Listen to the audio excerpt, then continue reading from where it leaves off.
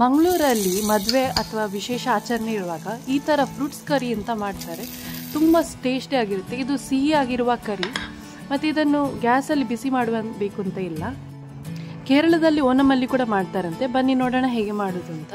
ನಾನಿಲ್ಲಿ 4 ಮಾವಿನಕಾಯಿ ಸಿಪ್ಪೆ ತೆಗೆದು ಕಟ್ ಮಾಡಿದ್ದೇನೆ.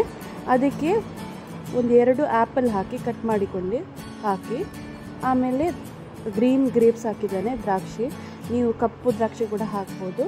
ಮತ್ತು ಸ್ವಲ್ಪ 2 ಬಾಳೆಹಣ್ಣು ಹಾಕಿದ್ದೇನೆ. ಅದು ತುಂಬ ಸಾಫ್ಟಾಗಿರುತ್ತೆ.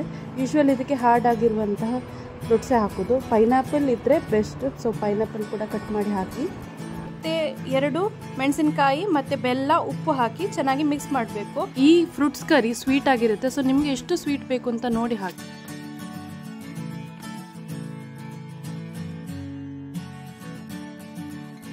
ಆಮೇಲೆ ನಾನು 1.5 ಕಪ್ ತೆಂಗಿನಕಾಯಿ ತುರಿ ತೆಗೆದಿದ್ದಾನೆ.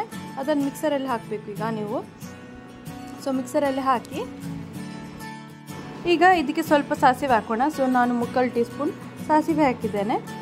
ಸೊ ಬರೀ ಇಷ್ಟೇ ಸಿಂಪಲ್ ಆಗಿ ಮಾಡುವಂಥದ್ದು. ಇದು ಏನು ಮಸಾಲ ಬೇಕು ಅಂತಿಲ್ಲ. ಮತ್ತು 3 ಮೆಣಸಿನಕಾಯಿ ಹಾಕಿದ್ದೇನೆ. ಇದನ್ನು ಹಾಕಿ ನೀರು ಹಾಕಿ ಸ್ವಲ್ಪ ರುಬ್ಬಿ ಇಟ್ಕೊಳ್ಳಿ. ಮತ್ತು ಆ ಮಸಾಲವನ್ನು ಈ ಫ್ರೂಟ್ಸ್ಗೆ ಹಾಕಿದರೆ ನಿಮ್ಮ ಫ್ರೂಟ್ಸ್ ಕರಿ ರೆಡಿ ಆಗುತ್ತೆ. ಸೊ ಅದಕ್ಕೆ ಒಗ್ಗರಣೆ ನೀವು ಕೊಡ್ಬೋದು. ಈ ಫ್ರೂಟ್ಸ್ ಕರಿ ತುಂಬ ಟೇಸ್ಟಿಯಾಗಿರುತ್ತೆ, ಸ್ವೀಟ್ ಆಗಿರುತ್ತೆ. ಇದಕ್ಕೆ ಗ್ಯಾಸಲ್ಲಿ ಬಿಸಿ ಮಾಡಬೇಕು ಅಂತ ಇಲ್ಲ. ಆಮೇಲೆ ಇದನ್ನು ಫ್ರಿಜ್ಜಲ್ಲಿ ಇಟ್ಟರೆ ಸಾಕು. ಈ ಸಿಂಪಲ್ಲಾಗಿ ಟೇಸ್ಟಿಯಾಗಿರುವ ಫ್ರೂಟ್ಸ್ ಕರಿ ನಿಮಗೆ ಹೇಗಾಯಿತು? ನಿಮಗೂ ಈ ಕರಿ ಇಷ್ಟವಾ ಅಂತ ಕಮೆಂಟ್ ಮಾಡಿ ಹೇಳಿ. ನಮ್ಮ ಚಾನಲ್ಗೆ ಸಬ್ಸ್ಕ್ರೈಬ್ ಮಾಡಲಿಲ್ಲದ್ರೆ ಸಬ್ಸ್ಕ್ರೈಬ್ ಮಾಡಿ ಹಾಗೂ ಲೈಕ್, ಶೇರ್, ಕಮೆಂಟ್ ಮಾಡಲು ಮರಿಬೇಡಿ.